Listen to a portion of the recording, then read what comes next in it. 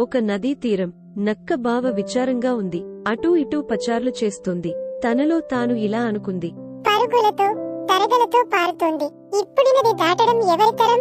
ఎక్కడో పడింది వాన, వరదలా వచ్చింది నీరు. ఎప్పుడు తీస్తుంది నీరు? ఎలా చేరతాను ఇల్లు? నక్క బావ ఉపాయమేదని ఆలోచిస్తూ ఉంది. అంతలో నదిలో నుండి ఒక మొసలి బయటికి వచ్చింది.